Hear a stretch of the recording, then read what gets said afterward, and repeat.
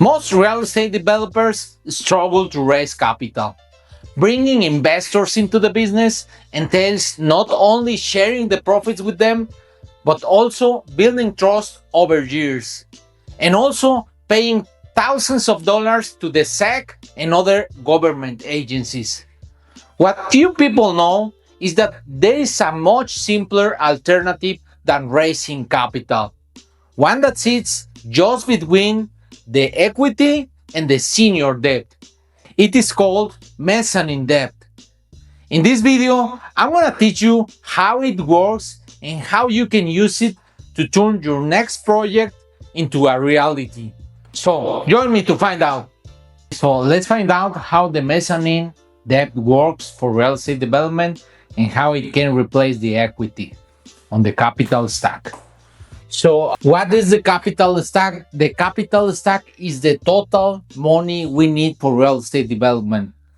If we are going to develop a multifamily or a commercial building, we either have some kind of mix of these three things.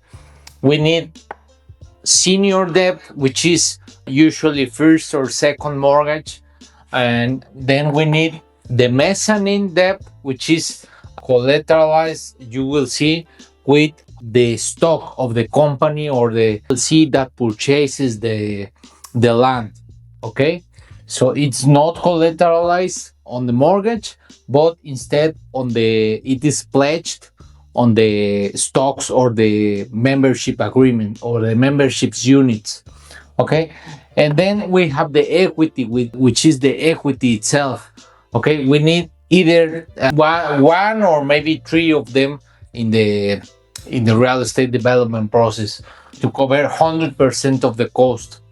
So you can see mezzanine debt, it sits on the middle of equity and senior debt. That's because senior debt has the most priority for creditors, because if something goes wrong, the bank will take the property because it has the first property, the first mortgage. So that's why it's called senior debt. And then the priority goes to the mezzanine debt because they have the pledge on the membership stock or the stocks or the membership units. And then finally, the equity and the profits goes to the owners of the project, to the developers or the investors. So, as I mentioned, the mezzanine debt it's subordinate to senior.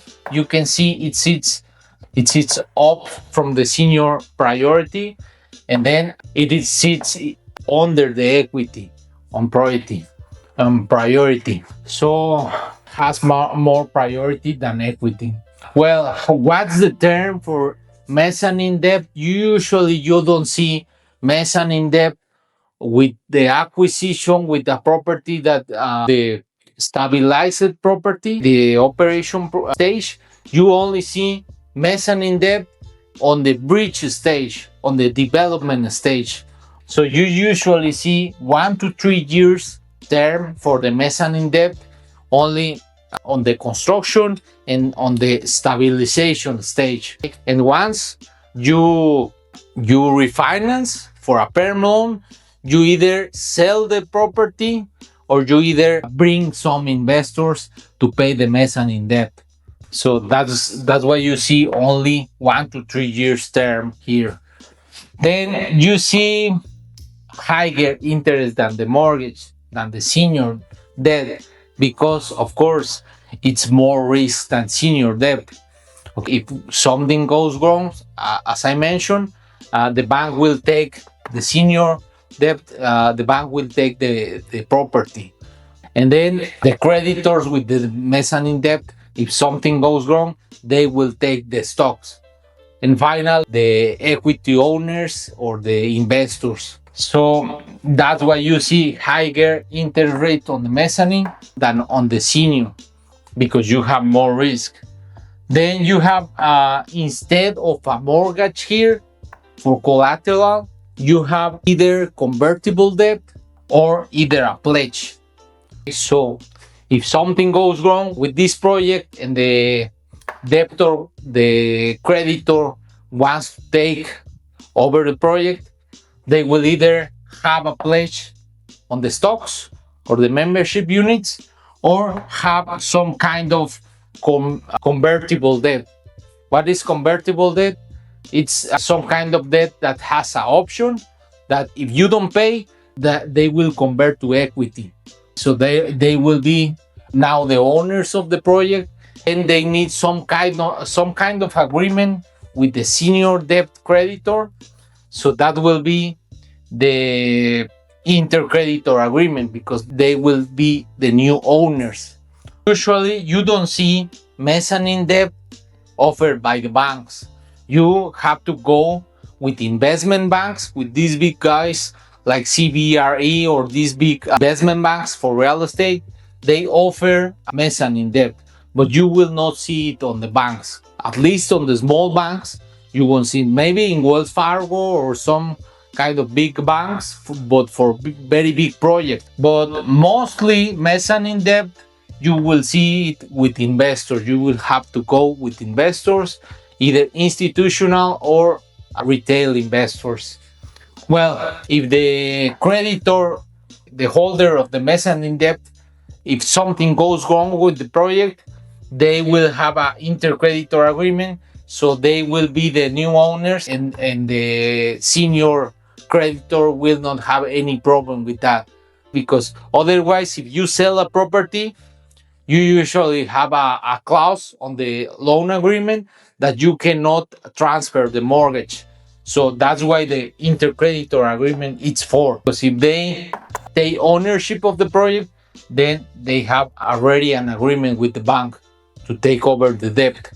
So the last thing is this debt, this kind of loans, they don't ask for DSCR, because this is for the bridge stage. Remember? So they don't ask for debt service coverage ratio, because this is for the bridge stage. So in the bridge stage, you have the construction or the stabilization, and you are not making money. You don't have cash flow. So that's why they don't ask for DSCR. That's a pro of this, or an advantage of these types of loans. So usually for construction or stabilization. And this is where is the magic. Because usually if you only take senior debt for our real estate development, the bank will tell you, I will not lend you more than 70% loan to value. So that means you either have to bring in investors, or have your own money to bring to reach more 100% of the construction cost. Because usually 100% of the construction cost is not 100% of the value. Usually you have a gap there, because usually when you build something new, it has more value than the cost. So you only need around 90% of the value. That's why the mezzanine debt is useful, because you can go with the senior debtor, and then if you want to bring the gap to up to 90% loan to value, you will need either investors, 20% equity investors, or you can go with the mezzanine lender. And you go, and this mezzanine lender, they will lend you up to usually 90% loan to value. So that brings the gap to cover all the cost of the construction. In the next whiteboard, I'm going to show you an example of how a project looks like with the mezzanine debt. Okay, so now let's find out how the numbers look like with a project with mezzanine debt compared with a project with equity and without mezzanine debt. So we have here a 5 million industrial real estate development. That means at the end of the development, we will sell for 5 million the project. So for this project, we have a soft cost, architecture, engineering, those technical studies for $150,000. Land cost will be $500,000. Construction cost will be $3 million. And what's the rate? We are gonna take senior debt, okay? But not all will be senior. We are gonna mix mezzanine or equity. For the senior rate, we have a 9% senior rate. That includes the stage, all the full bridge state, construction and stabilization. So that will be 2 years. Okay. Of course, here in construction, we have some payments from the bank. Of course, here in construction, we don't have all the money from the beginning, but just to make it simpler, we have all the money from the beginning. Okay. So we have a 9% rate here. For the mezzanine rate, we have a higher rate because it's a riskier loan. So we have a 12% rate for the same 2 years. Okay. And if we don't want to use the mezzanine debt, we have to bring in investors. So we are giving our investors half of the profit, 50%. Okay. And then for the senior debt, the bank will loan us 60% loan to value. That means if we have a project for the senior debt, we have a loan to value of 60%. So the bank will only lend us 60% of the total value at the end of the project. So if we have a project for 5 millions, that means 60%. We only get 60% of the 5 million. So we are going to get 3 millions for the senior loan. Okay. So for the equity or the mezzanine, we need $650,000. Why? We have a total construction cost of 3.65 million, which is the construction cost plus the land plus the soft cost. That totals 3.65 million. Okay, less the amount we are getting for the senior loan, which is 3 million. So we need 650K for them, either for mezzanine or equity. Okay, so let's compare how the alternative of mezzanine or equity looks like. So for the total cost is the same thing, 3.65 million. Okay, so we take the senior, will be the same amount. For the senior debt interest will be the 3 million we are getting from the bank. For the times the 9% rate we have, and times the full 2 years. Remember, to simplify, we have all them from the beginning. That's not always the case, but we are just simplifying things. And then we have 2 years. Then the total interest for the senior loan will be $540,000. Okay. For the mezzanine debt, we have the 650K we need times the 12%, which is the rate for the mezzanine loan, and times 2 years. Okay. So the total for the interest will be $156,000. So how much are we profiting here? So we have the total cost sale value of 5 million less the 540,000, which is the interest for the senior loan, less the interest for the mezzanine, which is 156, and less the total cost of the project, which is 3.65 million. So we end up with, just for the developer, for us, we end up with $654,000. That's all total for profit, pocketing profit. Okay. So what's the profit if we, instead of mezzanine, we take investors in? Okay. So the total cost will be the same, 3.65 million. The senior debt, same again. We have the same amount and the same interest rate. The mezzanine debt, we don't have now. A mezzanine debt cost is zero. Okay. But for the profit, we have 5 million, which is the total sale value, less the 540,000, which is the senior debt interest, less the total cost of the project, which is 3.65 million. But this time, this is not all for us. We have to divide it by 2, because remember, we offer 50% of the profits to the investors.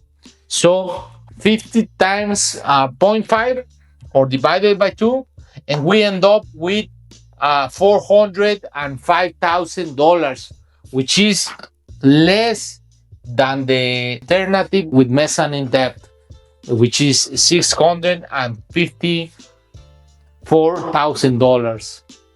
In this video, I show you how you can use mezzanine debt as an alternative to raising capital with investors.